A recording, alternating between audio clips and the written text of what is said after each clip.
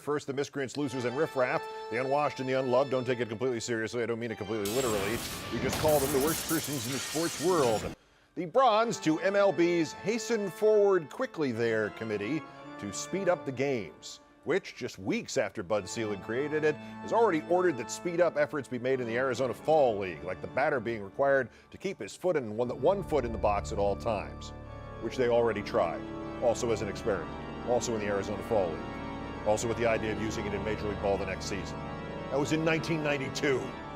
Anyway, as baseball tries to quicken the pace about quickening the pace, and they should have something ready to go in 2030, 2040 at the latest, the NBA, using an idea for speeding up the game that somebody suggested at the coaches' meeting less than a month ago, is going to experiment with a 44-minute game. When? 8 or 10 seasons from now? After all the data is in? No, Sunday. Celtics Nets in Brooklyn, still preseason, but what the hell, 11-minute quarters and everything.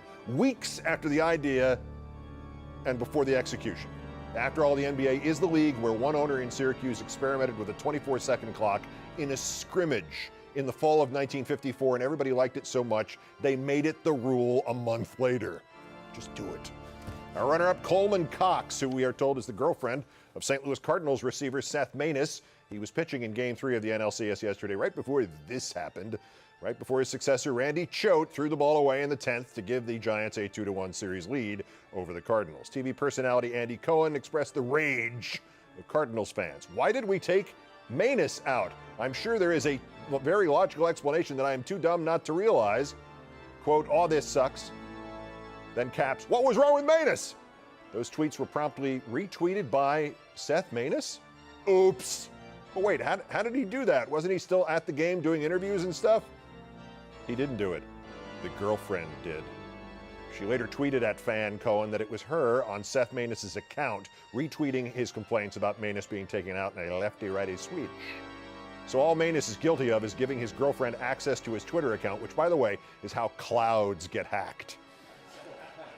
And how some of the 450 million nude pictures of athletes and actresses get released. But our winners, President Michel Platini and the geniuses at UEFA, the body supervising European soccer, who inexplicably scheduled a qualifier for the 2016 championships between Albania and Serbia in Belgrade in Serbia.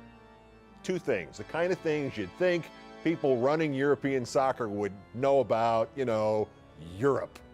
One, these countries are not pals.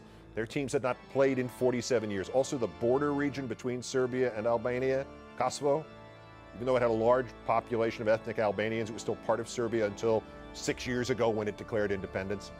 Two, the First World War started 100 years and about 3 months ago in Serbia.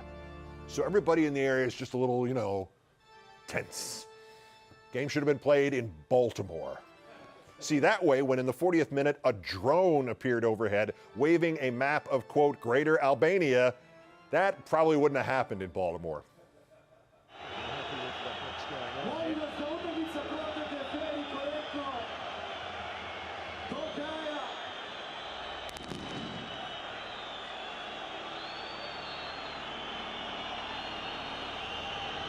So say that does happen in Baltimore, maybe what happened next wouldn't have happened in Baltimore. After the ref Martin Atkinson halted the game, a Serbian player named Stefan Mitrovic tried to grab and pull down the pro-Albanian flag.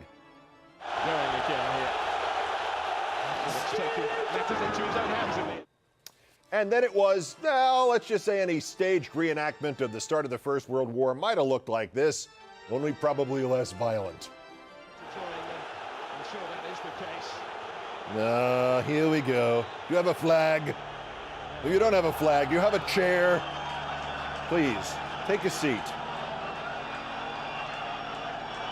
Have a chair. And as the players and the fans get into it, stand by stage right, because, right about now, here come the skinheads. There's the first of them. There they are, the skinheads. So eventually, the Albanian team got the idea that being in Serbia, probably a good idea to run away. Albania on its way to leaving the building. Referee says there are exits at both ends. No waiting. Run away! And no, correct. This, in soccer terms, this was not a friendly. And they all managed to escape with their lives. Think this was the end of it? Hardly. After the game, Serbian officials said the guy controlling the drone from a location in a suite in the stadium was an Albanian fan named Ulsi Rama, who just happens to be the brother of Albania's prime minister, who just happens to be due to go to Serbia in the first visit by an Albanian head of state in 68 years. Serbian police claim they arrested Mr. Rama, and the Serbian Soccer Federation declared the drone flight, quote, terrorist action planned in advance. Mr. Rama then called the police actions a Serbian plot. As to UEFA, President Platini said, football is supposed to bring people together, and our game should not be mixed with politics of any kind.